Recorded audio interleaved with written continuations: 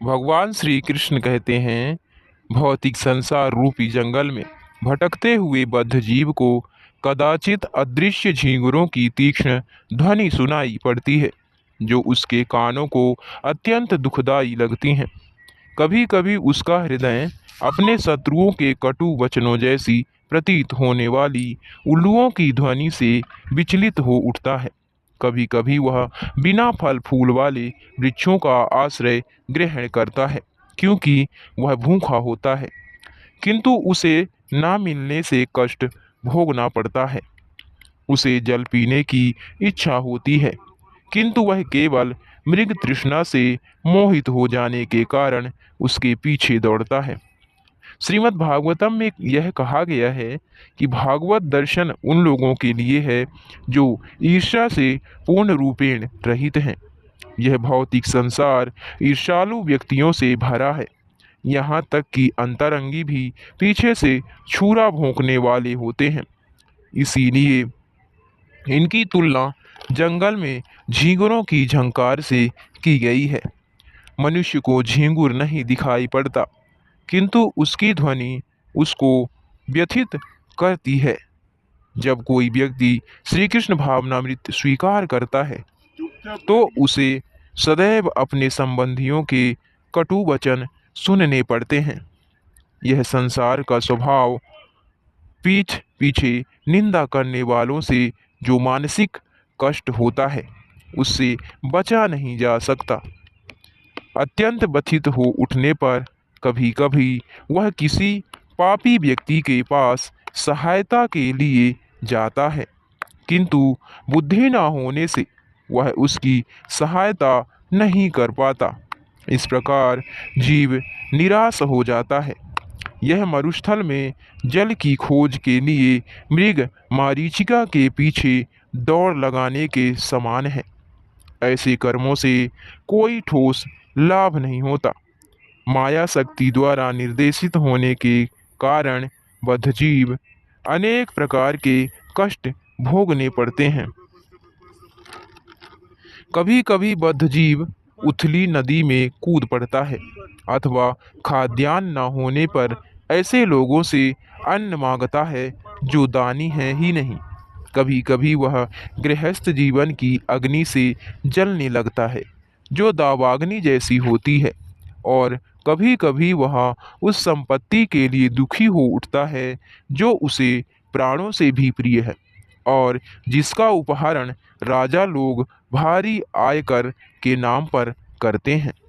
सूर्य की झुलसती धूप में रहने से गर्मी अनुभव करने के कारण मनुष्य कभी कभी नदी में कूदकर विश्रांति प्राप्त करता है, किंतु यदि नदी शुष्क प्राय हो और पानी उथला हो, तो कूदने वाला अपनी हड्डियां ही तुड़वाता है। इसी प्रकार से बद्धजीव निरंतर कष्टों का अनुभव करता रहता है। कभी कभी अपने मित्रों से सहायता प्राप्त करने के उसके प्रयास सूखी नदी में कूदने के समान ही सामने आते हैं। ऐसे प्रयासों से उसे कोई लाभ नहीं होता, केवल उसकी हड्डियां टूटती हैं। कभी कभी अन्न के अभाव के कारण मनुष्य को ऐसे व्यक्ति के पास जाना पड़ जाता है जो दान देने में असमर्थ है, या फिर जानबूझकर देना नहीं चाहता। कभी कभी मनुष्य गृहस्थ जीवन में ही बना रहता है, जिसकी उपमा दावाग्नि से दी गई है। जब सरकार किसी पर भारी कर लगा देती है, तो मनुष्य दुखी हो जाता है। भारी कर के कारण उसे अपनी आय छिपानी पड़ती है, किंतु सारे यत्नों के बावजूद कभी कभी सरकारी एजेंट इतने सतर्क रहते हैं और इतने बलशाली होते हैं कि वे सारा धन छीन लेते हैं, जिससे बद्धजीव अत्यधिक व्यथित हो जाता है। इस प्रकार भौतिक संसार में रहकर लोग सुखी रहने का प्रयास करते हैं, किंतु उनका यह प्रयास दावाग्नि से पीड़ित जंगल में सूखी रहने के प्रयास के तुल्य है। जंगल में जाकर कोई आग लगाता नहीं, वह स्वतः लग जाती है। इसी प्रकार गृहस्थ जीवन या सांसारिक जीवन में कोई दुखी नहीं रहना चाहता, किंतु प्राकृतिक के नियम के अनुसार प्रत्येक व्यक्ति पर सुख दुख बरसता लादे जाते हैं। अपने भरण पोषण के लिए किसी दूसरे पर आश्रित होना कितना लज्जास्पद होता है।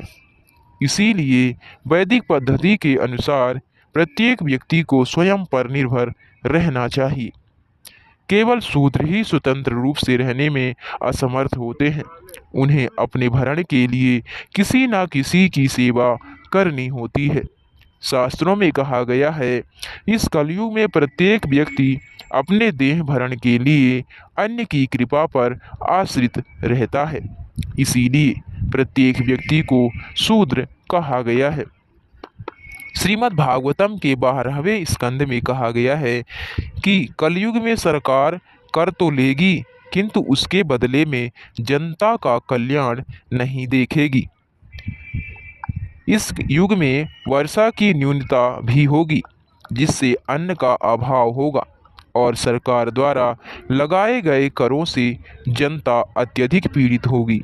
इस प्रकार जनता शांतिपूर्वक जीवन बिताने के प्रयत्नों का त्याग कर देगी और अपना घर बार छोड़कर घोर निराशावास जंगलों में चली जाएगी। कभी कभी अपने से बड़े तथा बलवान व्यक्ति द्वारा पराजित होने अथवा लूटे जाने पर जीवात्मा की सारी संपत्ति चली जाती है। इससे वह अत्यंत दुखी हो जाता है और क्षति पर पश्चाताप करता है। यहाँ तक कि कभी कभी वह अचेत भी हो जाता है। कभी कभी वह ऐसे विशाल प्रसाद की कल्पना करने लगता है जिसमें वह अपने परिवार तथा अपने धन सहित सुखपूर्वक रह सके। यदि ऐसा हो सके तो वह अपने आप को अत्यंत संतुष्ट समझता है, किंतु ऐसा तथाकथित सुख क्षणिक होता है। इस श्लोक में कभी कभी जंगल के बीच बहुत एक बड़ा किला दृष्टिगोचर होने लगता है। इसे ही हवाई किला कहा जाता है। वास्तव में इस किले का अस्तित्व मस्तिष्क के अतिरिक्त अन्यत्र कहीं नहीं होता। इसे गंधर्वपुर कहा जाता है।